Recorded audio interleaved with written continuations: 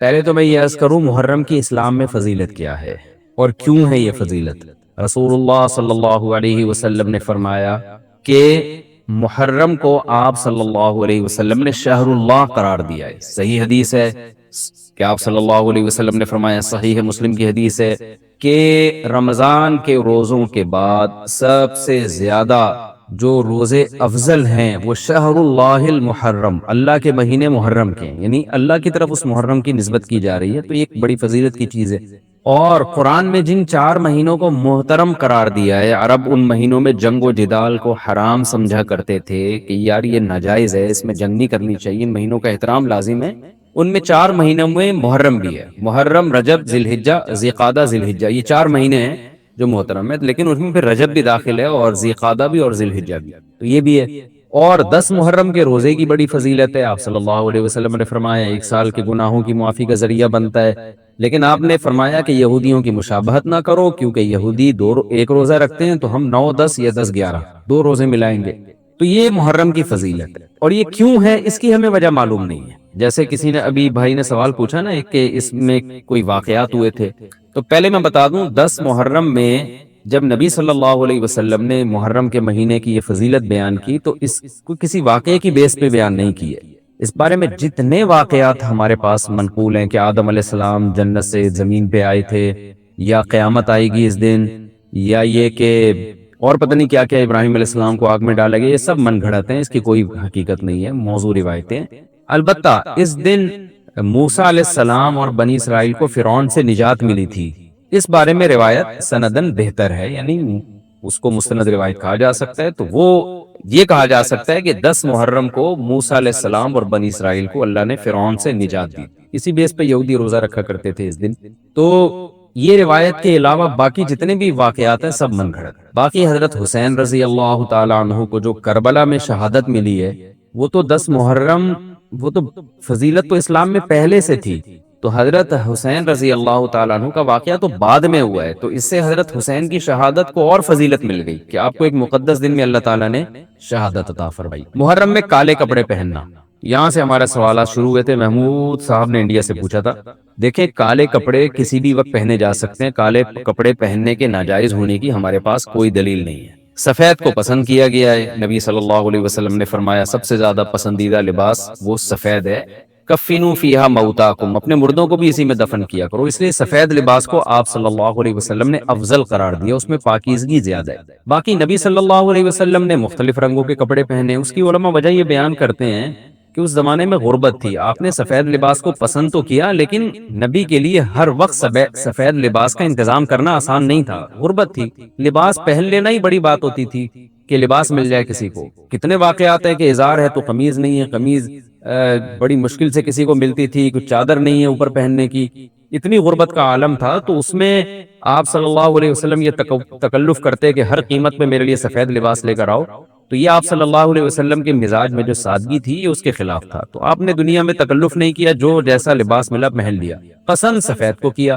لہذا آج کیا ہے کہ آج اللہ نے لوگوں کو مالی وسعتیں دی ہیں، تو جو لوگ سفید لباس کا معمول بنا سکتے ہیں ان کے لیے افضل یہی ہے کہ وہ سفید لباس پہنا کریں، کیونکہ نبی صلی اللہ علیہ وسلم نے ہمیں اس کی ترغیب دی ہے۔ خود کیوں نہیں پہنا؟ اس میں تکلف تھا، یعنی پراپر انتظام کرنا مشکل تھا، تو جو آیا پہن لیا آپ صلی اللہ علیہ وسلم، کیونکہ ایک چیز مشکل ہے اس میں اتنا تکلف کرنا، یہ خود بھی تو نبی کے مزاج کے خلاف ہے، تو اس لیے ہم کہتے ہیں کہ بھئی جو ملے پہن لو، لیکن اگر لوگ آج کل تو لباسوں میں تکلف ایسے ہی بہت ہو رہا ہے، تو آپ نے جب سلوانے ہی ہیں، خریدنے ہی ہیں، تو سفید کو ترجیح دیں آپ، اس میں پاکیزگی زیادہ ہے، اس میں طہارت زیادہ ہے، آپ سفید لباس کے عادی ہو گئے، آپ سے کلر والا لباس پہنا نہیں جائے گا۔ میں نے تو 15-20 سال میں نے سفید لباس پہنے، تو مجھے پتا ہے کہ پھر کلر والا لباس نہیں پہنا جاتا، سفید میں پاکیزگی اتنی ہے۔ اب میں پہنتا ہوں کلر والا لباس، وہ وجہ اس کی ہے کہ بعض دفعہ گھر والوں کا اصرار ہوتا ہے، بعض دفعہ کیمرے کی ریکوائرمنٹ ہوتی ہے، وہ کیمرہ سفید لباس کو کیچ نہیں کر پا رہا ہوتا، وہ کیمرہ مین کہہ رہا ہوتا ہے بھائی کوئی اور کلر، کوئی اور کپڑے پہن کے، وغیرہ وغیرہ۔ تو خیر میرا عمل تو کوئی حجت نہیں ہے، لیکن افضل یہی ہے کہ سفید لباس کو ترجیح دی جائے، پہنا جائے، اور علماء صلحاء اکثر عموماً ہم نے دیکھا ہے کہ سفید لباسی کو ترجیح دیتے ہیں، کلر والا بھی جائز ہے لیکن بہتر ہی ہے۔ تو محرم میں بھی سفید ہی ہے، سفر میں بھی سفید ہی ہے، ربیع الاول میں بھی سفید ہے، تو محرم میں سفید کے بالکل الٹ کر لینا، کالا پہن لینا، یہ تو بالکل سفید کے اپوزٹ ہو گیا نا۔ تو ہم یہ نہیں کہہ رہے کہ کالا لباس پہننا ناجائز ہے، لیکن آپ سفید سے اگر آپ نے یو ٹرن لیا بھی تھا تو گرے پہ آ جاتے، گرین پہ آ جاتے، ایک دم آپ بلیک پہ آ گئے، تو بہرحال یہ یعنی کراہت سے خالی نہیں ہے، اس کا معمول بنا لے تو ناجائز میں نہیں کہہ رہا، تھوڑا سا ناپسندیدہ ہے کہ آپ سنت پر عمل نہیں کر رہے تو سنت کے بالکل اگینسٹ تو نہ جائیں نا آپ، یعنی بالکل ہی کالا پہن لیں تو بالکل اس کے اپوزٹ ہے، جائز ہے کالا پہننا بھی لیکن بہتر بہرحال نہیں ہے۔ اور محرم میں کالا پہننا تو ہماری رائے میں بالکل ناجائز ہے، کیونکہ یہ شیعہ حضرات کی اپنی ایک رائے ہے، ان کی اپنی ایک دلیل ہے، ان کا اپنا ایک کانسیپٹ ہے، وہ یہ ہے کہ محرم میں حضرت حسین شہید ہوئے تھے تو ایک بڑے غم کی بات تھی، تو ہم غم منانے کے لیے کالا کپڑا پہنتے ہیں۔ تو ان کا مسلک ہے، وہ جیسے مسلک پہ اپنے عمل کرنا چاہیں وہ اللہ کے سامنے جواب دہ ہوں گے، ہم کسی کے مسلک پہ طنز نہیں کر رہے، ہم کوئی فرقواریت اور تشدد کی بات کرنا مناسب نہیں ہے، ملکی حالات اس کے متحمل نہیں ہیں، لیکن میں اہل سنت والجماعت حضرات سے کہتا ہوں کہ آپ یہ فیصلہ کریں بھائی، آپ یا تو پورے شیعہ ہو جائیں یا پورے سنی ہو جائیں۔ تو اگر آپ اہل سنت والجماعت کو فالو کرتے ہیں، اور اہل سنت والجماعت کے ہاں جو قرآن اور حدیث اور صحابہ یہ حجت ہے، تو ہمیں تو قرآن و حدیث میں کہیں بھی نہیں ملتا کہ غم میں تم کالے کپڑے پہنو یا غموں کو مناؤ۔ قرآن میں کیا ہے؟ الذین اذا اصابتہم مصیبت قالوا انا للہ وانا الیہ راجعون۔ اہل ایمان کو جب کوئی مصیبت پہنچتی ہے تو وہ کہتے ہیں ہم اللہ ہی کے لیے ہیں اور ہم نے اللہ ہی کی طرف لوٹ کر جانا ہے، وہ صبر کرتے ہیں۔ حضرت حسین رضی اللہ تعالی عنہ کی شہادت یہ بہت بڑا غم ہے، بہت بڑا غم ہے، لیکن اس غم کو ہر سال منانا، اس کے لیے شرعی دلیل کی ضرورت ہے۔ اہل بیت کی تعلیمات کو فالو کیا جائے گا، آپ کسی کی محبت میں اس کی تعلیمات کو نہیں توڑ سکتے۔ اہل بیت کی بھی یہی تعلیمات ہیں کہ صبر سے کام لینا چاہیے ہمیں، اور غم منانا بھی اگر کسی کا ہونا، جیسے آپ کے والد کا انتقال ہو گیا تو اس میں بھی شریعت آپ کو اجازت نہیں دیتی کہ آپ کالے کپڑے پہنے غم منانے کے لیے، بلکہ اس میں بھی شریعت کیا کہتی ہے کہ غم پہ صبر کریں، جو آنسو آپ روک سکتے ہیں اس کو بہائیں نہیں، اور صبر کریں، تو یعنی اختیاری طور پر جو آپ کو رونا آ رہا ہے وہ معاف ہے۔ تو جب غم پہنچا ہو اس وقت شریعت آپ کو غم کے طور پہ کالے کپڑے پہننے کی اجازت نہیں دے رہی، تو جب غم 1400 سال پرانا ہو اور ہر سال اس تاریخ پہ آپ کو منانے کی شریعت کیسے اجازت دے رہی ہے؟ یہ تو ایک طرح کی برسی ہو گئی نا۔ نبی صلی اللہ علیہ وسلم کے وفات سے بڑا غم کوئی اس امت کو ہوگا؟ ربیع الاول میں آپ صلی اللہ علیہ وسلم کی وفات ہوئی، لیکن ربیع الاول ہر سال آتا تھا، صحابہ، تابعین، تبع تابعین، خود اہل بیت کیا اس ربیع الاول میں کوئی غم مناتے تھے؟ بالکل بھی نہیں۔ اس مہینے میں شادیاں بھی کرتے تھے، جو خوشی کی بات ہوتی تھی اس پہ خوشی بھی مناتے تھے۔ تو ہمیں نہیں ملتا کہ صحابہ، تابعین یا خود اہل بیت نے، یا سیدنا حسن اور حسین رضی اللہ عنہما یا سیدنا علی ابن ابی طالب رضی اللہ عنہ کی یہ تعلیمات ہو کہ غم کو ہمیں منانا ہے کالے کپڑے پہن کے یا کسی بھی طریقے سے اسلام میں غم منانے کی آپ کو اجازت نہیں ہے۔ بعض لوگ یہ دلیل دیتے ہیں کہ حضرت حسین رضی اللہ تعالیٰ عنہ کا غم تو نبی نے بھی منایا ہے، اور نبی صلی اللہ علیہ وسلم نے جب یہ بتایا کہ امت میرے نواسے کو شہید کرے گی تو آپ رونے لگے۔ دیکھیں جب نبی کو اطلاع ملی تھی تو آپ غمزدہ ہوئے، تو آپ کا رونا بالکل بجا تھا۔ تو کسی کو یہ اطلاع ملے کہ فلاں جگہ یہ واقعہ ہو گیا ہے، اس کو غم ہوا ہو اور وہ رو لیتا ہے تو اس میں کوئی حرج نہیں، یہ تو نیچرل ہے۔ لیکن کیا نبی صلی اللہ علیہ وسلم ہر سال، یعنی جس دن آپ کو وحی کے ذریعے پتا چلا کہ سیدنا حسین ابن علی رضی اللہ تعالیٰ عنہ پہ ظلم ہوگا، تو کیا ہر سال اس تاریخ کو آپ صلی اللہ علیہ وسلم رویا کرتے تھے؟ بالکل بھی ایسا نہیں۔ تو غم کی اطلاع جس وقت ملی ہو اس وقت رونا آ جانا یہ نیچرل ہے، لیکن ہر سال پراپر اس رونے کو پراپر طریقے سے منانا یا کالے کپڑے پہن کے اس کو منانا، یہ تو بالکل اسلام میں ناجائز ہے، ہمارے پاس اس کے جائز ہونے کی کوئی دلیل نہیں۔ تو شیعہ حضرات جو کر رہے ہیں آپ ان کو کرنے دیں، ان کو جا کے نہ چھیڑیں، آپ ان کو طنز نہ کریں، وہ ان کی جو رائے ہے وہ اس پر عمل کریں۔ اسلام میں فرقے تو ہیں ہمیشہ سے، ہم نے تو یہ دیکھنا ہے کہ کون سا صحیح ہے، ہم نے تو اس کو فالو کرنا ہے، تو جو ہمیں صحیح لگے گا ہم اس کو فالو کریں گے، باقی ہم کسی کے نفرتیں پھیلانے کے بہرحال ہم قائل نہیں۔ تو جو وہ کر رہے ہیں آپ ان کو کرنے دیں، لیکن آپ یہ کام ہرگز نہ کریں، کیونکہ ہمارے لیے جو حجت ہے وہ قرآن، حدیث اور اہل بیت اور صحابہ کرام، تو ان کی جو تعلیمات ہیں ہم نے اس کو فالو کرنا ہے۔ ان کی تعلیمات میں کہیں بھی نہیں ہے، کوئی مستند روایت نہیں ہے کہ غم منانے کے لیے کسی نے کالے کپڑے پہنے ہو، غم منانا ہی جائز نہیں ہے، تو اس کے لیے کالے کپڑے یا کوئی اور کلر پہننا کہاں سے جائز ہو جائے گا؟ تو اس لیے محرم میں نارملی تو کوئی بھی وقت میں آپ کالے کپڑے پہن سکتے ہیں، لیکن محرم میں جب آپ پہنیں گے تو اس میں ایک تائید ہوتی ہے کہ گویا آپ بھی اس بدعت میں ان کی تائید کر رہے ہیں۔ اور رسول اللہ صلی اللہ علیہ وسلم نے فرمایا من تشبہ بقوم فہو منہم، جو کسی قوم کی مشابہت اختیار کرتا ہے وہ انہی میں سے ہے۔ تو اگر آپ چاہتے ہیں کہ آپ کا شمار قیامت میں اہل سنت والجماعت میں نہ ہو، آپ کو شیعہ مسلک ٹھیک لگتا ہے، تو پھر پراپر آپ شیعہ مسلک پراپر پورے طور پر اختیار کریں آپ۔ آدھا تیتر آدھا بٹیر چلنا تو ٹھیک نہیں ہے نا۔ اور اگر آپ چاہتے ہیں قیامت میں آپ کا شمار اہل سنت والجماعت میں ہو تو پھر مکمل اہل سنت والجماعت کو فالو کریں آپ، تو ان کو جو ہے اپنے حال پہ چھوڑ دیں۔ میں پھر بتا دوں، میں لڑائی جھگڑوں کا قائل نہیں ہوں۔ شیعہ حضرات آتے ہیں یہاں پہ، بیٹھتے ہیں، گپ شپ لگاتے ہیں، چائے پانی بھی چلتا ہے، میرے دوستوں میں بھی ہیں بعض شیعہ حضرات، سلام دعا ہے ان سے، لیکن مذہب پہ بحث نہیں ہوتی۔ لکم دینکم ولی دین، ہم اسے کہتے ہیں ٹھیک ہے بھائی، آپ اپنے رائے پر عمل کریں، بحث مباحثہ نہ کریں۔ ہاں، جو سیکھنے کے لیے ہم سے آنا چاہے ہم محبت سے اس کو سمجھائیں گے، جو نہیں آ رہا سیکھنے کے لیے تو پھر ہم اس سے بحث نہیں کرتے۔ تو لڑائی جھگڑے نہ کریں، لیکن سنی حضرات کو، اہل سنت والجماعت کو، والجماعت کا مطلب کیا ہے؟ ہم حدیث کو بھی مانتے ہیں، والجماعت صحابہ کو بھی مانتے ہیں، تو صحابہ میں اہل بیت بھی داخل ہیں، اہل بیت کے علاوہ بھی صحابہ ہیں، تو کسی کی بھی، ہماری رائے تو یہی ہے کہ کسی کی بھی تعلیمات نہیں، ہمیں تو احادیث میں کچھ بھی نہیں ملتا، تو اللہ کا واسطہ آپ ایک رائے پر عمل کریں۔ اس لیے محرم میں آپ ان چیزوں کو فوکس نہ کریں، کالے کپڑے پہننا، غم منانا، یہ اسلام کی تعلیمات بالکل بھی نہیں ہے۔ تو یہ تو میں نے سوال کا جواب دیا کہ محرم میں اسپیسیفک کالے کپڑے اگر آپ پہنیں گے تو یہ ایک بدعت کی تائید ہوگی، تو نبی صلی اللہ علیہ وسلم نے تائید سے منع کیا ہے۔ اسی میں ایک سوال ہے جی، محرم میں نکاح کرنا کیسا ہے؟ یہ سوال بھی ظہور احمد نے کشمیر سے پوچھا ہے۔ محرم میں نکاح کرنا بھی جائز ہے، بلکہ ہمارے مسلک کے مطابق باعث برکت ہے، کیونکہ محرم کو اللہ کے نبی نے محترم قرار دیا ہے، جو قابل احترام مہینہ ہے، تو مقدس ہے، تو مقدس مہینے میں عبادت کا ثواب بھی زیادہ ہوتا ہے، اور نکاح بھی شریعت میں عبادت ہے۔ نکاح کیسے عبادت ہے؟ شریعت نے نکاح میں عبادت کا رنگ ڈال دیا ہے۔ دیکھیں آپ کہ نکاح ایک معاملہ ہے، لیکن اس سے پہلے خطبہ بھی ہوتا ہے۔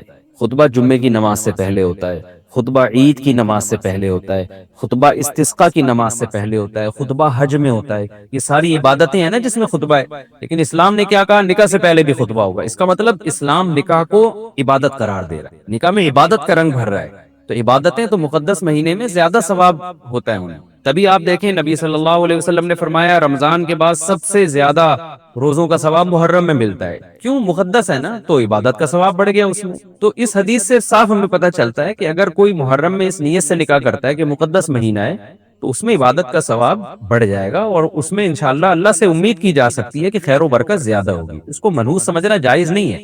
اگر آپ کہتے ہیں اس مہینے میں چونکہ حضرت حسین رضی اللہ تعالیٰ عنہ کی شہادت ہوئی ہے اس لیے منحوس ہے، تو یہ غلط ہے۔ ایک تو ہماری نظر میں شہادت ایک بہت مقدس مقام ہے، اس کی وجہ سے کوئی مہینہ منحوس نہیں ہو سکتا، مقدس تو ہو سکتا ہے، منحوس نہیں ہو سکتا۔ دوسری بات یہ کہ یکم محرم سے لے کے 29 یا 30 ذی الحجہ تک اسلامی تاریخ میں کوئی ایسا دن نہیں ہے جس میں کسی مقدس شخصیت کی شہادت نہ ہوئی ہو یا کسی پہ ظلم نہ ہوا ہو۔ اگر آپ تاریخ کے اوراق اٹھا کے دیکھیں، ہر مہینے، ہر تاریخ کو کوئی نہ کوئی اسلام میں اچھا واقعہ بھی ہوا ہے اور برا واقعہ بھی ہوا۔ حضرت عثمان رضی اللہ تعالیٰ عنہ کی شہادت ہوئی باغیوں کے ہاتھوں، خود نبی صلی اللہ علیہ وسلم کی وفات ہوئی ربیع الاول میں، اور بھری ہوئی ہے نا اسلامی تاریخ۔ حضرت علی رضی اللہ تعالیٰ عنہ کی شہادت ہوئی۔ تو ان تمام شہادتوں کے آپ ایام نکالیں، ان کے مہینے نکالیں، کوئی مہینہ نہیں بچے گا۔ تو اس بیس پہ اگر آپ کہتے ہیں کہ اس مہینے میں نکاح پسندیدہ نہیں ہے، پھر تو پہلی تاریخ سے لے کے سال کی آخری تاریخ تک کوئی تاریخ بھی ایسی نہیں ہے کہ جس میں انسان نکاح نہ کرے۔ اس کا مطلب پھر آپ کمارے چھڑے چھاٹی گھومتے رہیں، اور مسلمانوں کی پھر گروتھ ریشو تو میرا خیال ختم ہو جائے گا، مر جائیں، کہاں پیدا ہوں گے لوگ۔ اور اگر آپ کہتے ہیں کہ نہیں جی، کسی شخصیت کے کسی دن میں انتقال کر جانے سے یا شہید ہو جانے سے یا اس پہ ظلم ہونے سے وہ دن منحوس نہیں بنتا، تو پھر 10 محرم بھی منحوس نہیں۔ 10 محرم میں بھی آپ نکاح کر سکتے ہیں، اور محرم کے بقیہ تاریخوں میں بھی آپ نکاح کر سکتے ہیں۔ اور روایات میں ہمیں ملتا ہے کہ بعض بڑے بڑے حضرات تھے جن کے محرم کے مہینے میں نکاح ہوئے۔ میں اس بحث میں نہیں جاؤں گا، پھر اس میں تاریخی روایات ہیں، کوئی کہتا ہے فلاں تاریخ تھی، کوئی کہتا ہے، پھر لوگ اس پہ ایک غیر ضروری بحث میں چلے جاتے ہیں، لیکن ہمیں ایسے واقعات ملتے ہیں۔ تو اس لیے اس بارے میں، اور پھر شریعت میں جلد نکاح کی ترغیب ہے، نکاح کو ڈیلے کرنا یہ شریعت میں پسندیدہ کام نہیں ہے۔ اس بیس پہ تو ڈیلے کیا جا سکتا ہے نکاح کہ آپ کو رشتہ سمجھ میں نہیں آ رہا، مشورے کر رہے ہیں، لیکن جب ایک دفعہ رشتہ سمجھ میں آ جائے تو اسلام کا حکم یہ کہ اس میں جلدی کی جائے۔ صحیح ہے، بخاری کی مشہور حدیث ہے، نبی صلی اللہ علیہ وسلم کی خدمت میں خاتون آئی، عرض کیا کہ یا رسول اللہ میں آپ سے نکاح کرنا چاہتی ہوں۔ آپ نے چہرہ مبارک کو جھکا لیا، آپ کا ارادہ نہیں تھا۔ ایک اور صحابی کھڑے ہوئے، عرض کیا یا رسول اللہ آپ میرا ان سے نکاح کر دیں۔ اسی محفل میں نبی نے ان صحابیہ کا ان صحابی سے نکاح کرا دیا۔ تو آپ نے تو یہ نہیں پوچھا کہ یہ محرم کا مہینہ چل رہا ہے یا سفر کا مہینہ چل رہا ہے یا ربیع الاول کا مہینہ چل رہا ہے، ڈیلے نہیں کیا، اس لیے کہ خود آپ کی تعلیمات یہ ہیں کہ نکاح میں جلدی کی جائے۔ تو اگر آپ کو محرم میں رشتہ ملتا ہے، آپ ربیع الاول تک ڈیلے کرتے ہیں محرم کی وجہ سے یا سفر تک ڈیلے کرتے ہیں، تو یہ ڈیلے کرنا خود قرآن و سنت کے خلاف ہے۔ جس چیز میں تاجیل مقصود ہے، جس چیز کو شریعت نے جلدی کا حکم دیا ہے۔ عبداللہ بن مسعود رضی اللہ تعالیٰ عنہ فرماتے تھے، مصنف ابن ابی شیبہ کی روایت ہے کہ مجھے پتا چل جائے نا کہ میری زندگی میں صرف ایک رات باقی ہے، اگلے دن میں نے مر جانا ہے، اور میرے نکاح میں کوئی عورت نہ ہو، میں وہ رات بھی نکاح کے بغیر نہیں گزاروں گا، میں بیوی کے بغیر نہیں گزاروں گا، اس خوف سے کہ مجھے کہیں فتنہ نہ ہو جائے۔ صحابہ کرام جو تقوی کے اعلیٰ معیار پر تھے اور جن سے گناہ کا اندیشہ بہت کم تھا اور کہیں معاشرے میں بے حیائی پھیلی ہوئی نہیں تھی، وہ تو ان کا تو یہ کانسیپٹ تھا کہ بھئی ہم بیوی کے بغیر ایک دن نہیں گزاریں گے، کہیں ایسا نہ ہو کہ برائی میں پڑ جائیں۔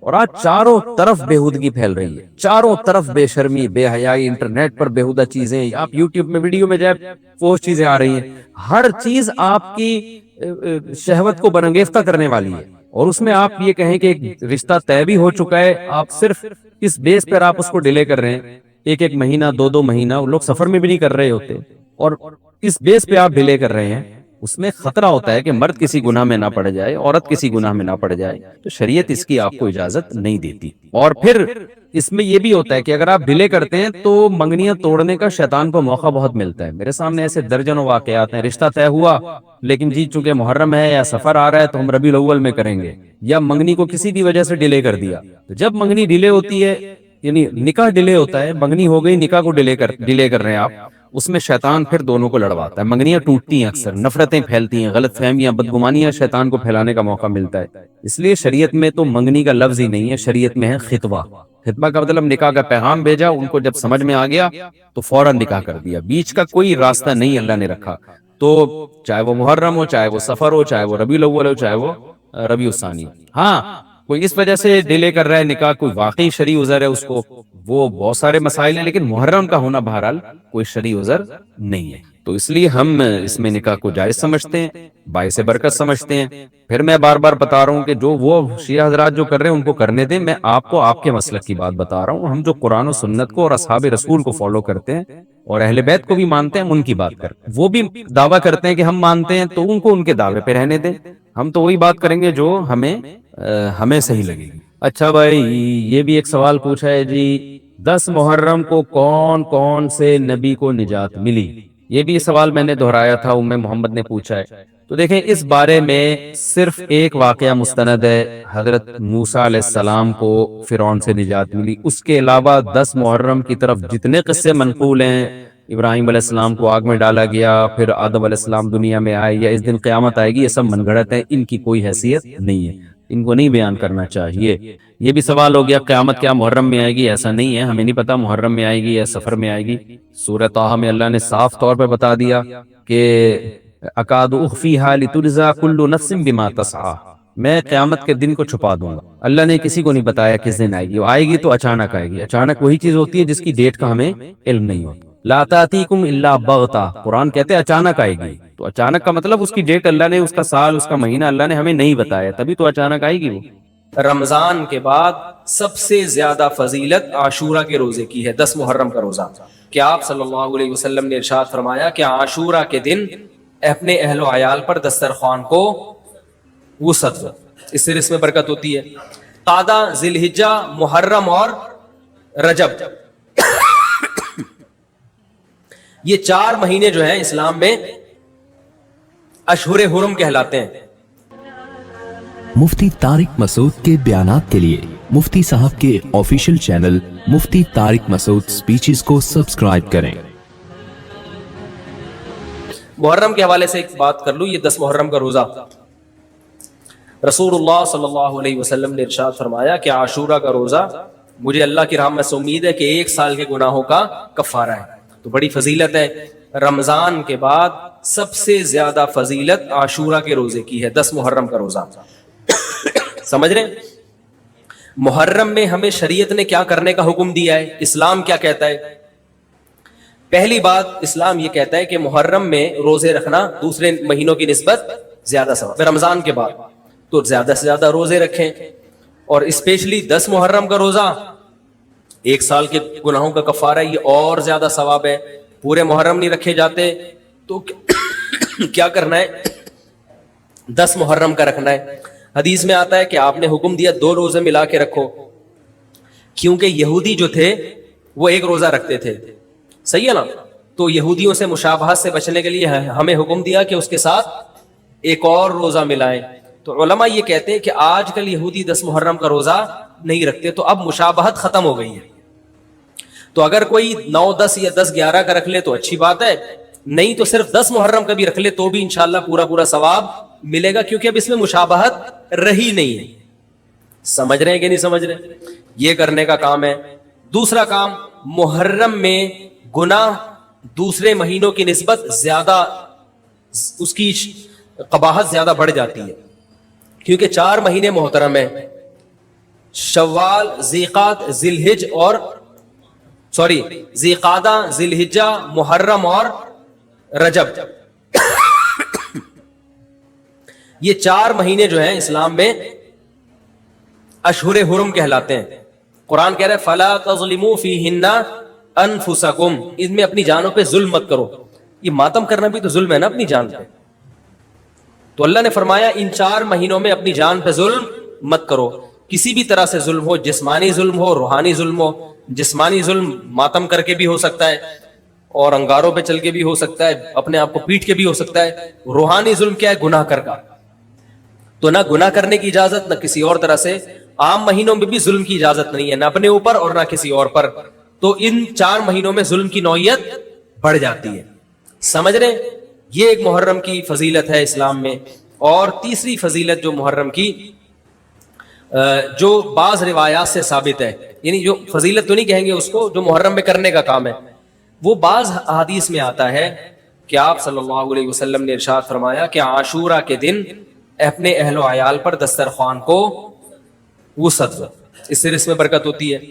لیکن یہ جو حدیث ہے یہ ضعیف ہے, سند کے لحاظ سے پاورفل اور مضبوط نہیں ہے. بعض علماء نے کہا کہ اس کثرت طرق کی وجہ سے حسن کے درجے کو پہنچ گئی ہے. ہمارے ہی بعض اکابر علماء کی رائے ہے, علماء جو بر صغیر کے علماء, بڑے بڑے علماء ہیں, میں نام نہیں ذکر کرتا لیکن بہت بڑی اپر لیول کے علماء ہیں, ان کی رائے یہ ہے کہ یہ ضعیف اتنی ضعیف نہیں ہے کہ بالکل ہی مسترد کر دی جائے, ٹھیک ہے نا, اور تعدد طرق کی وجہ سے درجہ حسن کو پہنچ گئی ہے. علامہ ابن تیمیہ رحمہ اللہ تعالی, جن کو سعودی عرب میں بہت فالو کیا جاتا ہے, ان کی رائے اور سلفی علماء کی رائے, جو سعودی عرب کے العثیمین, بن باز وغیرہ تھے, ان کی رائے یہ کہ یہ حدیث بالکل صحیح نہیں ہے, اور اس کی کوئی حیثیت نہیں ہے کہ دسترخوان کو وسیع کیا جائے اور عاشورہ کے دن کھانا کھلایا جائے. سمجھ رہے کہ نہیں سمجھ رہے؟ لیکن جو دوسری طرف معتدل علماء, معتدل سے مراد میں ان کو برا نہیں کہہ رہا, لیکن وہ انہوں نے حدیث کی جو, اب اگر آپ سندوں کی تحقیق کریں گے تو اس کو بالکل من گھڑت قرار دینا درست نہیں ہے. اگر سندوں کی تحقیق کریں گے تو ایسا معلوم ہوتا ہے کہ علامہ ابن تیمیہ رحمہ اللہ تعالی, جو ہمارے لیے قابل احترام ہے, انہوں نے اس حدیث کو رد کرنے میں تھوڑا مبالغہ سے کام لیا, غلو کیا ہے. ایسا نہیں ہے کہ بالکل ہی اس کی کوئی ویلیو نہیں ہے. تو ضعیف روایتیں ہیں لیکن کثرت طرق کی وجہ سے درجہ حسن کو پہنچ گئی ہے. سمجھ رہے کہ نہیں سمجھ رہے؟ اس وجہ سے بعض علماء کی رائے, بلکہ اکثر, بلکہ جمہور کی رائے یہی ہے کہ محرم میں اگر کوئی اپنے بچوں کو جمع کر کے اچھا کھانا کھلا دیتا ہے 10 محرم کو, اور یہ حلیم شاید یہیں سے نکلا ہے, میں شاید یہیں سے نکلا ہے کہ یوں وہ اچھا کھانا ہو جائے گا, تو وہ کہتے ہیں کوئی حرج نہیں ہے. لیکن ایک بات جو دوسرے علماء کہتے ہیں, جو میری بھی سمجھ میں آتا ہے, بلکہ میں نے پہلے کہیں پڑھا تو نہیں, میرا دماغ اس طرف گیا, لیکن اس کی تائید میں علماء کے فتاوی مل گئے. دیکھو, اگر کوئی حدیث ضعیف ہو یا حسن ہو تو صرف حسن ہونا کافی نہیں ہے, یہ دیکھا جائے گا کہ یہ دوسری صحیح حدیثوں سے ٹکرا تو نہیں رہی ہے. یہ بھی ایک فقہ کا اصول ہے کہ اگر ایک کمزور چیز ہے لیکن وہ طاقتور دلیل سے ٹکرا رہی ہے تو پھر اس کمزور چیز کو بالکل رد کیا جائے گا. تو عاشورہ کے دن روزہ رکھنے کا حکم ہے, یہ بالکل بخاری مسلم کی صحیح حدیث سے ثابت ہے. اور جو کھانا کھلانے والی روایت ہے وہ اس ٹکر کی نہیں, اس کو تو ابن تیمیہ جیسے محقق نے بالکل ہی کالعدم قرار دے دیا, بعض عرب علماء نے بھی بالکل کالعدم قرار دے دیا, اگرچہ ہماری رائے ہے کہ بالکل کالعدم نہیں ہے, لیکن بہرحال اس میں محدثین کا بڑا اختلاف ہوا ہے. جبکہ روزہ رکھنے والی جو روایات ہیں وہ بالکل بے غبار ہے, ان کو سب صحیح مانتے ہیں. تو کھانا کھلانا اور روزہ جمع, بولو بھائی, نہیں ہو سکتا. اس لیے کہ اگر وہ روزے کا دن ہے تو کھانے کا دن نہیں ہے, کھانے کا دن ہے تو روزے کا نہیں. ابن تیمیہ رحمہ اللہ تعالیٰ کی رائے یہ ہے کہ بعض لوگوں نے شیعہ کی مخالفت میں غلو کیا ہے. شیعہ نے اس دن کو چونکہ منحوس بنا دیا 10 محرم کو, تو انہوں نے مخالفت میں اس دن کو ایک سیلیبریٹ کرنے کے لیے نا کھانا کھلانے کا حکم دے دیا کہ ہم منحوس نہیں سمجھتے بلکہ اس کا کیا کریں گے اپوزٹ, کہ کھاؤ اور کھلاؤ. تو انہوں نے کہا یہ بھی غلو ہوا ہے دوسری طرف. بھائی منحوس نہیں ہے, مبارک ہے ہماری نظر میں, لیکن اتنا مبارک کہ اس میں کھانا کھلانا اور یعنی عید والا عنصر کھانا کھلانا تو عید کے دن ہوتا ہے نا, تو عید نہیں ہے بہرحال. تو یہ بھی بڑی جاندار بات, اگرچہ یہ عقلی دلیل ہے مگر یہ ایسی نہیں ہے کہ بالکل اس کو کالعدم قرار دے دیا جائے. تو اب علماء نے دونوں حدیثوں کو تطبیق کی کوشش کی ہے علماء نے کہ بھئی کھانا بھی کھلاؤ اور روزہ بھی رکھو, افطاری میں کھلا دو, سحری اور افطاری میں. تو بات یہ ہے کہ افطاری میں اگر آپ کھلائیں گے تو وہ 11 محرم شروع ہو چکی ہوگی, وہ 10 محرم بولو بھائی نہیں رہے گی. دوسرا سحری میں جو کھلانے کا مسئلہ ہے نا, سحری میں تو سحری میں جب ہم کوئی کہتے ہیں نا فلاں دن یہ کام کرنا ہے فلاں دن, تو اس سے لغت میں جو ذہن میں متبادر ہوتا ہے نا وہ دن کا وقت ہے, وہ 3:30 پونے 4 کا وقت نہیں ہوتا. یہی وجہ ہے کہ جو لوگ اس حدیث پر عمل کرتے ہیں عاشورہ والی, وہ دن میں کھانا کھلاتے ہیں, دوپہر کے ٹائم لنچ کرتے ہیں. وہ افطاری میں تو ویسے ہی دسترخوان وسیع ہوتا ہے بھوک کی وجہ سے.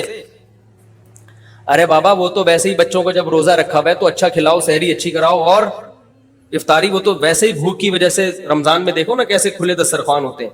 تو میں نے بڑی کوشش کی دونوں حدیثوں کو جمع کریں, لیکن تکلف کے بغیر یہ ممکن نہیں ہے. تو فقہ کا ایک اصول ہے کہ جب کوئی بے غبار صحیح حدیث ہوتی ہے اور اس سے ایک اصول ثابت ہو رہا ہے, تو اس کے مقابلے میں اگر کمزور روایت آئے گی جو اس سے ٹکرا رہی ہوگی, تو اس کمزور روایت کو, اگرچہ وہ موضوع من گھڑت نہیں ہے, لیکن اس کمزور کو اس صحیح حدیث کی مخالفت کی وجہ سے بولو بھائی رد کر دیا جائے. اس لیے میرا نالائق کا موقف یہ ہے, میں بہت نالائق ہوں, میں اتنی بڑی بڑی باتیں کرتا نہیں ہوں, لیکن ساڑی عقلچ یہ چیز آندھی نہیں ہے کہ بھائی جو روزے کا دن ہے وہ بھوکے پیاسے رہنے کا دن ہے, وہ کھانے کھلانے کا نہیں ہے. افطاری میں تو ویسے ہی کھاؤ بھی کھلاؤ بھی.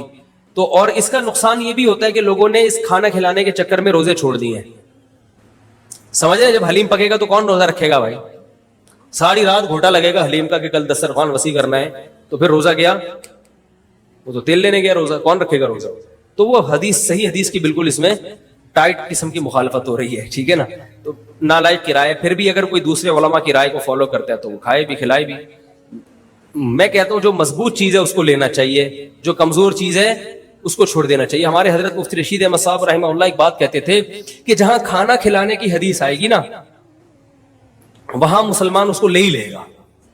کھانے پینے کی جہاں بات آئے گی مسلمان کیا کرتا ہے, وہ کہتا ہے بس یہ صحیح ہے, یہ بالکل صحیح حدیث ہے, ٹھیک ہے نا. وہ کیا کرتا ہے, جن علماء کی تحقیق ہے وہ تو تحقیق سے کہہ رہے ہیں, لیکن عام پبلک کی عادت یہ ہوتی ہے کہ فتویٰ بھی اسی کا فالو کریں گے جہاں کھلانے کا تذکرہ ہے. تو اب ہمارے کہتے ہیں جہاں کھانا کھلانے کی بات آئی مسلمان کہتا ہے بس یہ بالکل صحیح بخاری کی طرز پر ہی, بخاری کی شرط پر ہی ہے. تو بھائی بھوکا رہنا عبادت ہے, بھوکا رہنا سنت ہے.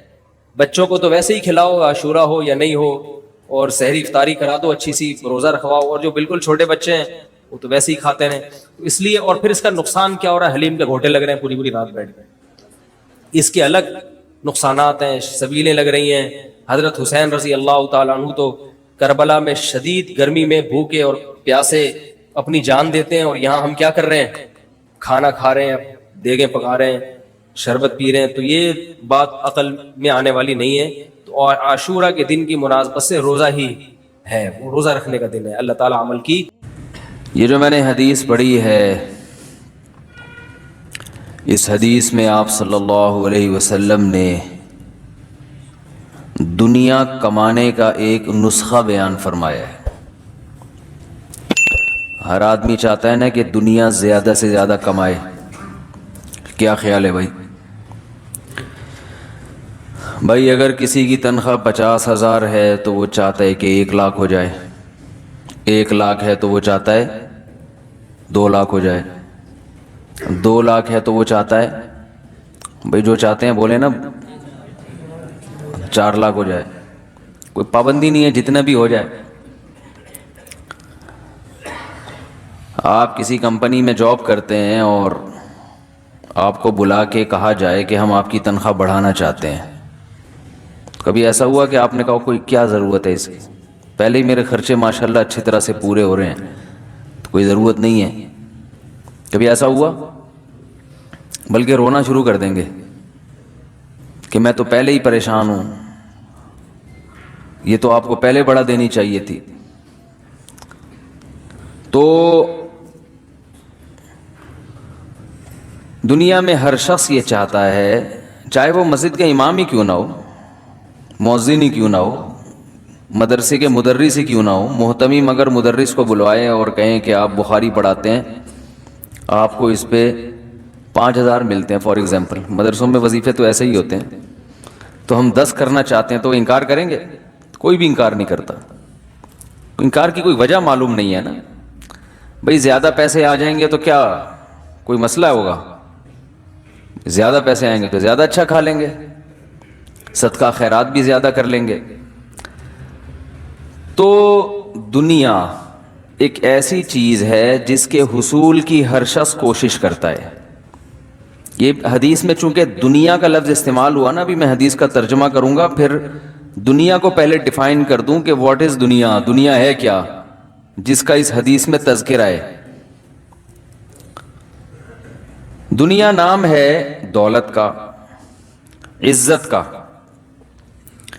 अगर कोई ऐसा तरीक़ा हो जिससे आपकी इज्जत पहले से लोगों की नज़र में बढ़ जाए और उस तरीक़े को इस्तेमाल करने में कोई नुकसान भी ना हो, कोई टेंशन भी ना हो, तो हर आदमी चाहेगा ना। क्या ख्याल है भाई? तभी लोग अपनी मुखालफत बर्दाश्त नहीं करते, क्योंकि इससे इज्जत में कमी आती है। ये नेचर है इंसान की। अगर कोई आपकी बुराई लोगों के सामने करता फिर रहा है, आपको बदनाम कर रहा है, तो ये कोई कमाल नहीं है कि आपको तकलीफ ही नहीं होती। ये तो इसका मतलब है आप नेचर पे नहीं है। तभी तो इस्लाम ने गीबत को हराम किया, क्योंकि आप जब किसी की गीबत करेंगे तो मुआशरे में उसकी इज्जत, बोल दे क्यों नहीं भाई, कम हो जाएगी। तो इसका मतलब इज्जत एक ऐसी चीज है जिसकी शरीयत की नजर में भी वैल्यू है, और शरीयत चाहती है लोगों की इज्जत महफूज रहे, तो कीमती चीज है ना। ये जो तवाज़ो का हमारे यहाँ बाज़ जगहों पर यह तसव्वुर पेश किया जाता है कि तवाज़ो इसे कहते हैं कि कोई आपकी मुखालफत करे, आपको बेइज्जत करे, कुछ भी ना हो, आपका अल्लाह से इतना गहरा ताल्लुक़ हो, क्या आपकी सेहत पे कोई असर ही नहीं पड़ता। तो तवाज़ो की ये डेफिनेशन नहीं है, ये नेचुरल है कि कोई आपकी मुखालफत करे, आपकी इज्जत को कम करने की कोशिश करे, तो इंसान अपनी इज्जत पे कंप्रोमाइज नहीं करता। अगर कर रहा है तो इसका मतलब वो इज्जतदार है नहीं, उसके पास पहले से इज्जत नहीं है। वो एक वाकया सुनाता हूँ ना मैं, एक आदमी किसी इलाके में गया, वापस आया तो लोगों से कहने लगा शुक्र है मेरी इस इलाके में इज्जत नहीं है। लोगों ने कहा ये क्या बात हुई? कह रहे वरना आज बेइज्जती हो जाती। यानी मुझसे ऐसा काम हुआ है कि चूंकि पहले से इज्जत है ही नहीं तो बेइज्जती भी नहीं हुई। बाज़ ऐसे उल्टे काम हो जाते हैं लोगों से कि जो अगर पहले से इज्जत हो तो उन उल्टे कामों की वजह से इज्जत ख़त्म, लेकिन अगर पहले से इज्जत नहीं हो तो लोग कहते हैं ठीक है भाई ये तो कर सकता है ये काम। एक आदमी हीरोइन पीता है, सबको पता है कि ये हीरोइन ची है, वो चर्स पीता हुआ पकड़ा जाए तो इज्जत कम होगी उसकी? बल्कि इज्जत हो जाएगी और बढ़ेगी कि यार पहले हीरोइन पीता था, अब सिर्फ चर्स पे गुजारा कर रहा है। लोग इज्जत करना शुरू कर देंगे, सलाम करना शुरू कर देंगे, जी अस्सलाम वालेकुम, क्या हाल है चर्सी भाई, खैरियत से। जब उसको चर्सी कहेंगे तो खुश भी होगा वो, क्या ख्याल है। लेकिन कोई इज्जतदार आदमी अगर हीरोइन पीते हुए पकड़ा जाए तो ठीक ठाक बेइज्जती हो जाएगी, यार तुम ये करते हो। बल्कि इज्जतदार तो सिगरेट पीते हुए पकड़ा जाए तो बेइज्जती हो जाती है कि यार आप पे तो सिगरेट सूट नहीं करती। तो इज्जत का हुसूल ये भी इंसान की नेचर है, इसको तकब्बुर नहीं कहते। हर इंसान चाहता है मेरी इज्जत हो, बशर्ते कि वो खुद इज्जतदार हो भी। जो अपनी इज्जत नहीं चाहता इसका मतलब वो है ही گھٹیا آدمی ہے وہ. تو عزت بھی انسان چاہتا ہے, پیسہ بھی انسان چاہتا ہے. انسان کی ایک خواہش یہ بھی ہے کہ حکومت بھی ہو, میری چلے. حکومت کی ڈیفینیشن کیا ہے؟ کہ میری بات مانی جائے. یہ بھی انسان کی فطرت ہے, خواہش ہے.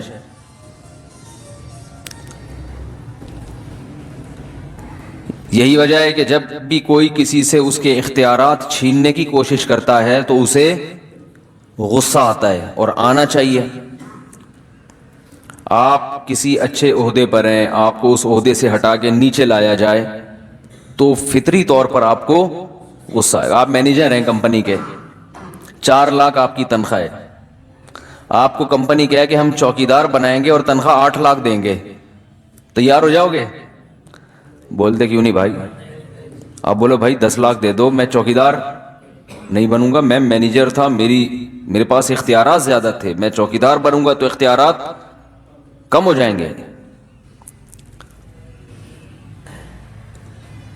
ہاں, چوکیدار کو آپ کہیں کہ ہم تمہیں جمعدار بنا دیں گے, وہ اس پہ راضی نہیں ہوگا. تو یہ فطرت ہے, یہ کوئی اس کا تواضع یا تکبر سے تعلق نہیں ہے. تبھی شریعت نے حکم دیا ایک دوسرے کی عزت کا, تاکہ لوگوں کی عزتیں محفوظ رہیں. توہین کی اجازت نہیں دی, اس کو جرم قرار دیا ہے. فقہا نے دیکھو شریعت میں ہے کسی کو زانی کہہ دیا تو اس کی عزت میں کمی کر دی نا آپ نے. تو اسلام میں ہے کہ 4 گواہ پیش کرو. اگر گواہ نہیں پیش کر سکتے تو الٹا 80 کوڑے جس نے کسی کو زانی کہا ہے نا اس کو لگائے جائیں گے, اور کھلے عام. حالانکہ ممکن ہے اس نے واقعی زنا کیا ہو, امکان تو ہے نا. بھائی 4 گواہ ضروری تو نہیں ہوتے نا کہ ہر جرم پہ کوئی 4 آدمیوں کو گواہ بھی بنا رہا ہو. یہ ضروری تو نہیں ہے. زنا تو اکثر چھپ کے ہوتا ہے, چھپ کے بھی کیا ہو تو آپ پھر بھی اس کو ہائی لائٹ نہیں کر سکتے. کیوں؟ اس لیے نہیں کر سکتے کہ اس نے تو زنا کیا, توبہ کا امکان ہے کہ یہ جرم چھوڑ کے اللہ کو راضی کر لے. لیکن اگر پبلک کے سامنے یہ جرم آ گیا تو پبلک کبھی معاف نہیں کرے گی, کہے گی ہے تو وہی نا, ہے تو وہی, ساری زندگی تانا اس کے ساتھ لاحق ہو گیا. تو اس لیے اسلام نے کہا کہ 4 گواہ اگر تمہارے پاس موجود نہیں ہیں تو قطع نظر اس سے کہ اس نے زنا کیا ہے کہ نہیں کیا, تمہیں پیٹ میں کیوں مروڑ ہو رہا ہے, تمہیں اس کے سامنے لوگوں کے سامنے اس کو ذلیل کرنے کا کس نے رائٹ دیا؟ ارے بھائی شریعت کا مزاج سمجھ رہے ہو کہ کیسا خاندانی مزاج ہے اسلام کا. لیکن افسوس اس پر ہے کہ یہ مزاج اب ہمارا رہا نہیں ہے, دیندار طبقے کا نہیں رہا یہ مزاج. دنیا میں سب سے مزیدار کام ہم لوگوں کا ہے عزتوں کو اچھالنا.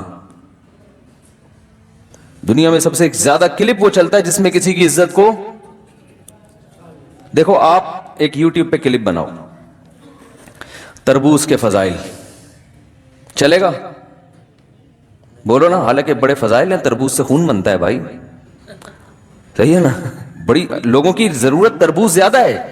آپ ایک کلپ بناؤ شہد کھانے کے فائدے, اس کی لوگوں کو ضرورت بھی ہے, اور یہ بھی بتا دو کہاں خالص شہد ملتا ہے ثبوت کے ساتھ. تو ہر ایک کو ضرورت ہے نا خالص شہد کی. چلے گا مارکیٹ میں؟ تھوڑا سا ہو جائیں گے, 2-4 ہزار ویورز آ جائیں گے. آپ ایک کلپ بناؤ, اس میں ٹماٹر کے فائدے لکھ دو, ٹھیک ہے نا, تو یعنی وہ زیادہ نہیں چلے گا.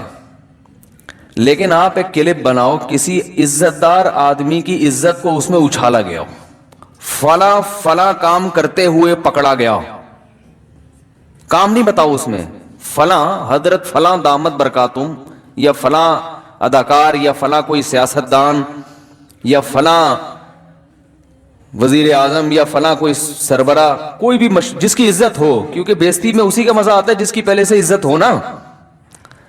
ارے بھائی وہ آدمی جو محلے میں گیا تھا اور کہہ رہا تھا شکر ہے میری عزت نہیں ہے, وہ اسی وجہ سے تو نا کہ عزت ہوتی تو بےزتی ہوتی نا. کوئی مشہور آدمی جس کی عزت ہو اس کی بےزتی پہ کلپ بنا دو تو آپ کا مرا ہوا چینل بھی جان پڑ جائے گی اس میں. ایسا چینل جس کو کوئی لفٹ نہیں کراتا تھا, ٹھیک ہے نا, لوگوں کو پتہ ہی چلے گا اس سے کہ یہ ہے. سمجھ رہے ہیں کہ نہیں سمجھ رہے؟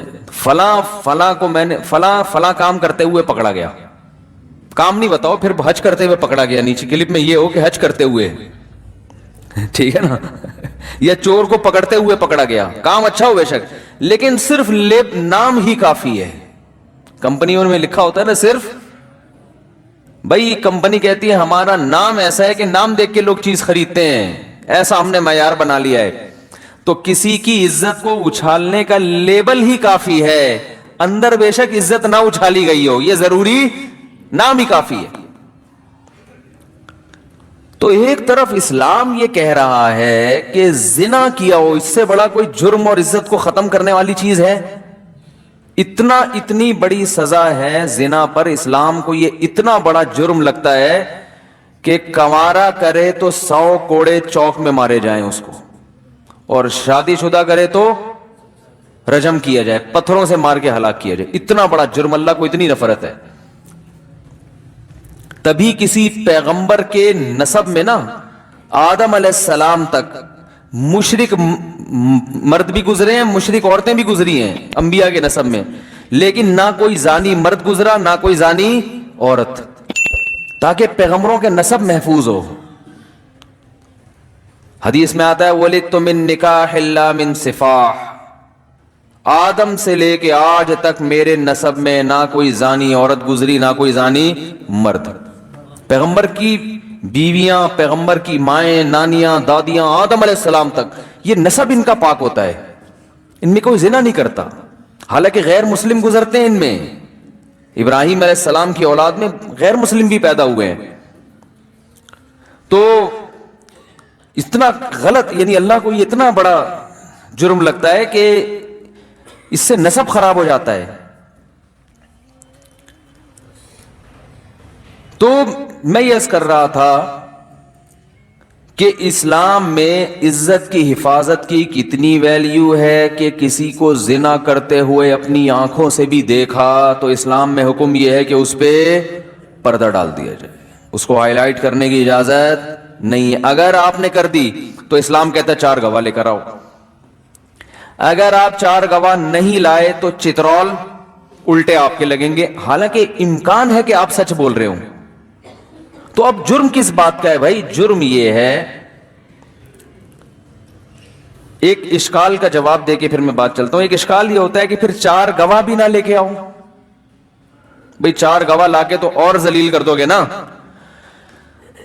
ارے پھر اسلام یہ کہتا ہے 4 گواہ ہوں تو بھی گواہی دینے کی ضرورت نہیں ہے, پردہ ڈال دو, یہی کہتا ہے نا. تو یہ کیوں کہا کہ 4 گواہ ہوں تو پھر مقدمہ لے جا سکتے ہو؟ یہ اس لیے کہا ہے کہ معاشرے سے جرم کو ختم بھی تو کرنا ہے نا. کیا خیال ہے بھائی؟ اس میں ایک دوسری حکمت ہے کہ اگر اس طرح سے لوگ کرنا شروع کر دیں اور گواہ بھی ہوں اور سزا نہ ملے تو یہ جرم پھیلے گا. تو اس لیے جرم کی روک تھام کے لیے حکم ہے کہ 4 گواہ, کیونکہ 4 گواہوں پر سزا مل سکتی ہے مجرم کو, 4 گواہوں سے کم پہ سزا نہیں مل سکتی. تو 4 گواہ ہوں تو گواہی کی اجازت ہے, مقدمہ کرنے کی اجازت ہے. اگر گواہ نہیں ہے تو اس لیے اجازت نہیں ہے کہ 3 گواہوں سے سزا ثابت نہیں ہوتی. تو اب چونکہ سزا تو مل نہیں سکتی تو اب سوائے اس کو ذلیل کرنے کے آپ کا اور کوئی ارادہ نہیں ہے. تو کسی کے جرم کو اس کو ذلیل کرنے کے لیے ہائی لائٹ کرنا, اس کی اسلام میں اجازت نہیں ہے. سمجھا پا رہا ہوں اپنی بات؟ تو یہ اجازت نہیں ہے. دیکھو مرد اگر بیوی پہ تہمت لگاتا ہے یہ زانیہ ہے, تو یہ آسان نہیں ہے اسلام میں تہمت لگانا, اپنی بیوی کو یہ کہہ دینا بدکار ہے, یہ آسان نہیں ہے. صحابی آئے, عرض کیا یا رسول اللہ میں نے بیوی کو زنا کرتے ہوئے دیکھا ہے. آپ نے فرمایا 4 گواہ لاؤ ورنہ الٹا تمہارے کوڑے لگیں گے. اب آپ اندازہ لگاؤ, انہوں نے فرمایا یا رسول اللہ میں کہاں سے لاؤں 4 گواہ؟ تو پھر حکم ہوا لعان, ایسا ہی نہیں قبول کیا جائے گا. 4 قسمیں اٹھاؤ. قرآن میں اللہ نے بیان کیا کہ لعنت اللہ علیہ ان کان من الکاذبین، اگر میں جھوٹ بول رہا ہوں تو مجھ پر اللہ کی لعنت. اور 4 دفعہ یہ قسمیں اٹھائے.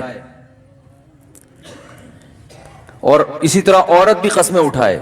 والخامسۃ ان غضب اللہ علیہا ان کان من الصادقین، اگر میرا میاں سچ بول رہا ہے تو مجھ پر اللہ کا غضب ہو.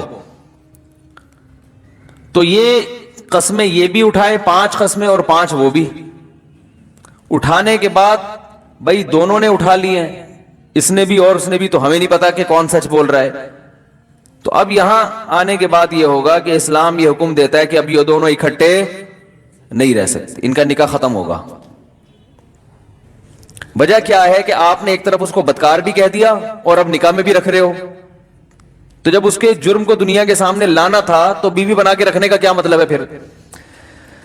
میں سمجھنے اسلام کا مزاج کو سمجھانا، میرا مقصد یہاں لعان کی سزائیں یا زنا کی سزا بیان کرنا مقصد نہیں ہے.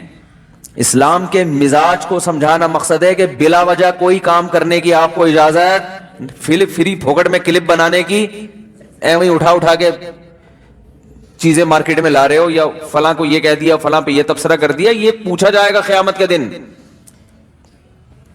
یہ ہلکی بات نہیں ہے. اسلام ہر چیز کی ریزن پوچھتا ہے کہ یہ بات اگر ہوئی ہے، یہ خبر آپ نے نشر کی ہے تو کیوں نشر کیوں کی ہے، اس کی وجہ کیا ہے؟ اس کے بغیر کام نہیں ہو سکتا تھا. تو مرد نے بیوی کو کہہ دیا زانی ہے، اپنی بیوی کو کہہ دیا، تو اسلام کہتا ہے گواہ لے کر آؤ. نہیں لا سکتے تو اب عدالت میں 5 قسمیں اٹھاؤ، اور وہ خاص قسم کی قسمیں ہیں. اٹھانے کے بعد اگر آپ نہیں اٹھاتے تو چترول لگیں گے آپ کے.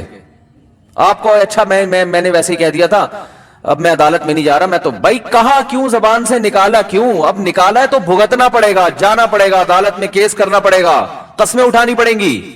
بولا کیوں آپ نے؟ ریورس نہیں ہے اس میں. ہمارے یہاں بیٹھ کے تبصرے، پھر اچھا وہ سوری ویسے ہی کہہ دیا تھا. وہ بات تو آگ تو لگ گئی نا بھائی. ایسے ہی چل رہا ہے نا، فلاں کو الزام لگا دیا، فلاں پہ فحاشی کی تہمت لگا دی، فلاں کو چور کہہ دیا، فلاں کو جناب وہ خیانت خائن کہہ دیا، تو وہ چل رہا ہے سب تبصرے. آپ دیکھو سوشل میڈیا پہ کیا ہو رہے ہیں.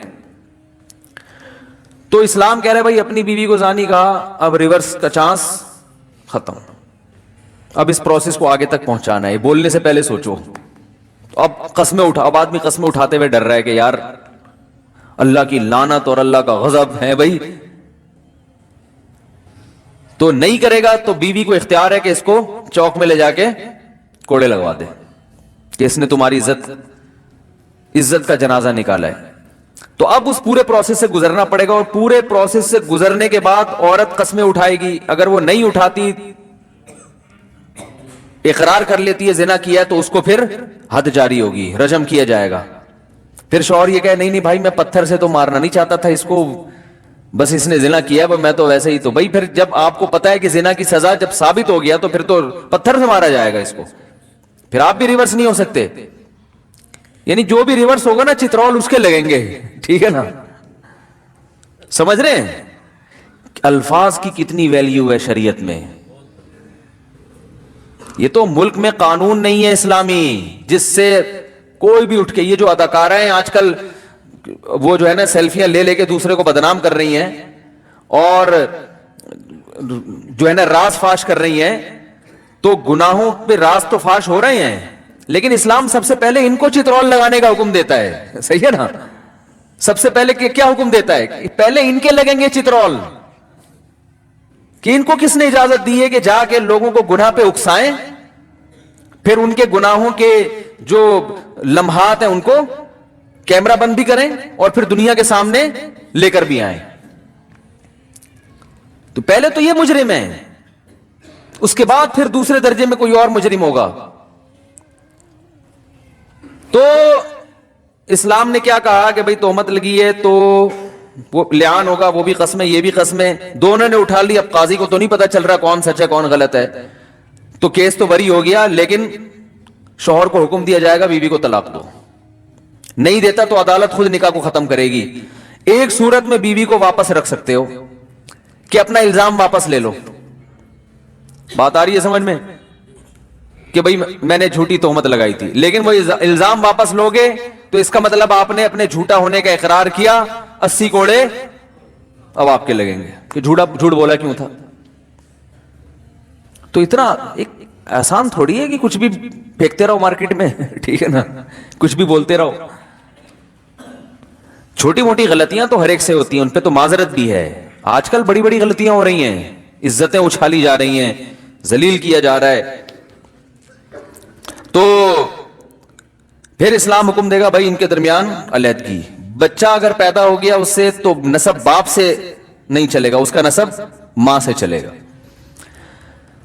तो इससे साफ पता चलता है भाई इस्लाम में इज्जत की बहुत वैल्यू है। किसी की इज्जत का जनाजा निकालने से पहले आपको 100 दफा सोचना पड़ेगा। इसलिए पर्दा डालने का हुक्म, छुपाओ। गीबत को हराम कर दिया कि गीबत किसे कहते हैं कि जो बुराई उसमें हो उस बुराई को हाईलाइट करना। लोग अक्सर ये कह रहे होते हैं ना, भाई ये तो है, हमने तो खुद देखा है, उसको तो खुद देखा है। तो गीबत तो इसी को कहते हैं कि आपने किसी को खुद देखा हो किसी बुराई में और आप लोगों के सामने वो बयान कर दो। जो बुराई है नहीं वो गीबत थोड़ी, वो तो बहतान है। गीबत कहते हैं किसी की बुराई को लोगों के सामने बयान करना। अल्लाह ने छुपा दी थी, आप उसको लोगों के सामने बयान कर रहे हैं। हाँ, वो बुराई जिसमें ये खतरा हो कि अगर मैंने इसको फलां के सामने बयान नहीं किया तो फलां आदमी फलां को नुकसान पहुंचा देगा, ऐसी बुराई बयान करना, वो भी मखसूस लोगों के सामने। भाई किसी इज्जतदार आदमी के लिए, किसी उसकी बेटी के लिए किसी शख्स लड़के का रिश्ता आया, आपने उस लड़के को सुट्टा लगाते हुए देखा था। अब आपको पता है कि अभी लड़की के अब्बा को ना बताया तो ये बाद में तलाक होगी, क्योंकि आपने कई दफा उसको पाइप में बैठे हुए, पाइप बेहतरीन जगह है, पाइप जो है ना, अब तो पाइप में बरसाती नाले ही टूट गए बेचारे, जिससे चरसियों का बड़ा नुकसान हुआ है।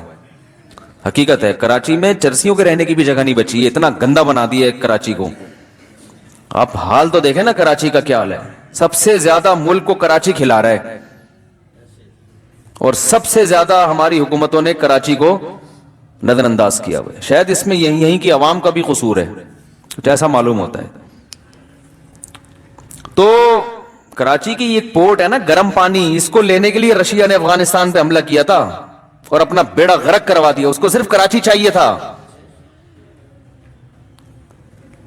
तो इतनी वैल्यू है पाकिस्तान में कराची की, और हाल देखो क्या बना हुआ है।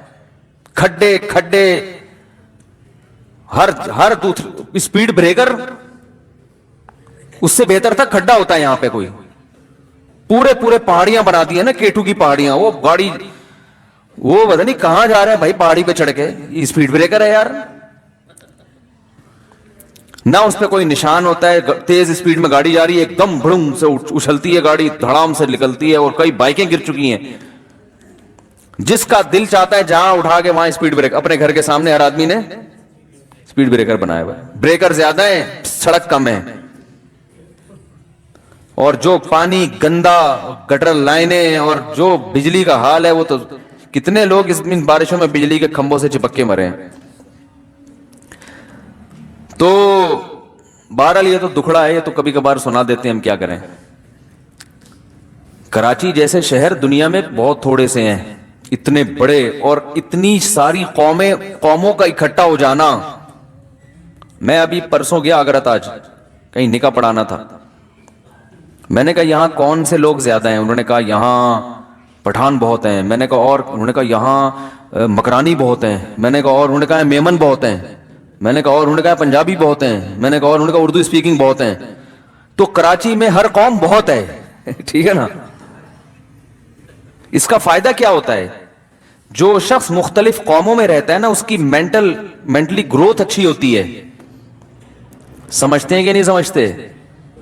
उसकी जहनी तरक्की, बहुत सारे कल्चर उसने देखे होते हैं ना, बहुत सारी कौमों को देखा होता है। इधर निकला एक कौम के लोग से, उधर सामने दुकान किसी दूसरे वाले की है, इधर। तो जो मुख्तलिफ किस्म की कौमें होती हैं ना, तो एक नया कल्चर वजूद में आता है। इससे इंसान जल्दी तरक्की करता है। ذہنی ترقی جلدی ہوتی ہے اس کی. گلگت میں تھے کہیں کسی دور دراز گاؤں میں نا, تو وہاں کہیں ہوٹل پہ چائے پینے کا موڈ ہوا تو ہم گئے وہاں. ہم نے جب چائے پی تو وہ دیکھو غیرت مند لوگ بڑے غیرت مندی ہوتے ہیں. وہ اس وقت تو میری کوئی شہرت بھی نہیں تھی زیادہ, تو میں نے چائے کے پیسے دیے تو میری اردو سے سمجھ گئے کہ یہ کراچی کا آدمی ہے. انہوں نے کہا کراچی سے آئے ہو؟ میں نے کہا جی. کہہ رہے ہیں پیسے نہیں لوں گا میں. میں نے کہا کیوں بھائی؟ کہتے ہیں یار ہمیں کراچی نے بہت کھلایا ہے, ہمارے سارے لوگ جن کو روزگار چاہیے ہوتا ہے کہاں پہنچتے ہیں؟ کراچی. تو انہوں نے کہا کراچی کے بندے سے چائے کے پیسے. تو خیر ان کی ایک محبت کا اظہار تھا, اللہ ان کو قبول فرمایا. الگ وہ کراچی کے نہیں تھے, وہ تو وہاں کے تھے. تو میں نے کہا چلو ماشاءاللہ اچھے آدمی. چائے سے کچھ نہیں ہوتا, لیکن انسان جو ایک عزت دیتا ہے نا کسی کو, اس سے دل باغ باغ ہو جاتا ہے, گارڈن گارڈن ہو جاتا ہے انگلش میں. صحیح ہے نا, اچھا لگتا ہے. اور خاص طور پر ایک ایسی جگہ پر جہاں بالکل ایک الگ ماحول ہو, آپ کو ڈر لگ رہا ہو کوئی پتھر سے مار نہ دے.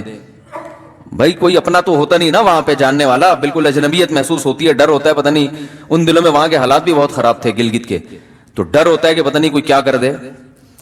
کیونکہ بہت سے لوگ لوٹتے ہیں جب پتہ چلتا ہے نا کہیں اور سے آیا ہے. کہتے ہیں اب تو اس کو چائے میں چرس بھی ملا کے دے دو گے, اس کو کیا پتہ چلے گا بھائی. ٹھیک ہے نا, اس کی جیب سے جو کچھ ہے وہ بھی نکال لو تو کیا پتہ چلے گا. تو آپ کے ملک میں کوئی, آپ کے علاقے میں کوئی دوسرے علاقے سے آیا ہوا ہو اور آپ اس کو عزت دیں, تو شریعت کی بھی تعلیمات ہیں. مسافر کا اکرام کا حکم ہے نا شریعت میں. مسافر اسے ہی کہتے ہیں جو اس علاقے کا نہ ہو. ہوتا یہ ہے کہ جب کوئی کسی دوسرے علاقے کا آتا ہے تو اس کو چونا لگانا آسان ہوتا ہے, اس کو وہاں کے ریٹ نہیں پتا ہوتے, ٹماٹر کے ریٹ نہیں پتا ہوتے, اس کو کسی چیز کے ریٹ نہیں پتا ہوتے, گٹکے کے نہیں پتا ہوتا کہ یہاں گٹکے میں کیا کیا ڈالا جاتا ہے. تو ریٹ پتہ نہیں ہوتے تو لوگ اس کو بڑا بیوقوف بناتے ہیں بڑی جلدی. تو یہ تو یہاں بھی بنایا جاتا ہے ماشاءاللہ. ایک انگریز ہے, جب اب تو انگریز آج کل شارٹ ہی ہو گئے, ورلڈ ٹریڈ 9/11 کے بعد انگریز مارکیٹ سے کیا ہو گئے, شارٹ ہو گئے. ٹھیک ہے, پہلے یہاں گورے بہت آتے تھے کراچی میں, تو ہمارے رکشے والے طبیعت سے چونا لگاتے تھے گوروں کو, ٹیکسی والے اور رکشے والے نا. اس کو کیا پتا بیچارے کو یہاں سے شارع فیصل کا کتنا کرایہ ہے, اس کو ایسا بھر بھر کے ڈالر میں لوٹتے تھے اس کو نا, ہم تو دیکھتے تھے. تو یہ غلط ہے بھائی. کوئی دوسرا آدمی آیا ہے تو اس کا اتنا اکرام کرو کہ جا کے وہ تعریف کرے. بھائی وہاں کے لوگ تو بڑے اچھے ہیں, الحمدللہ اکرام کرنے والے بھی ہیں. ابھی ایک سنا ہے کہ کوئی باہر سے جوڑا آیا تھا, ان کا ایسا اکرام ہوا, خاندانی پنجاب میں آیا, انہوں نے بڑا اکرام کیا, تو جا کے انہوں نے بڑے اچھے کمنٹس تھے ان کے. تو مسافر کا اکرام کرنے کا حکم ہے, اس کو چونا لگانے کی اجازت نہیں ہے. خیر کہاں سے کہاں بات چلی گئی. تو میں یہ عرض کر رہا تھا, یہ کراچی پہ بات کہاں سے آئی ہے؟ ایپ چھپانے کا تو کراچی کا اس سے کیا تعلق؟ چرس پائپ سے یاد آیا. وہ پائپ میں پہلے ہمیں کراچی میں نا برساتی نالوں میں چرسی ہیروئنچی بہت نظر آتے تھے. اب وہ برساتی نالے ہی ٹوٹ گئے ہیں, تو چرسی ہیروئنچیوں کے لیے بھی بیچاروں کے لیے جگہ نہیں بچی. وہ بھی صوفوں پہ بیٹھ کے چرس پی رہے ہیں. اب اندازہ لگاؤ, صحیح ہے نا, اچھے اچھے صوفوں پہ بیٹھ کے پی رہے ہیں وہ.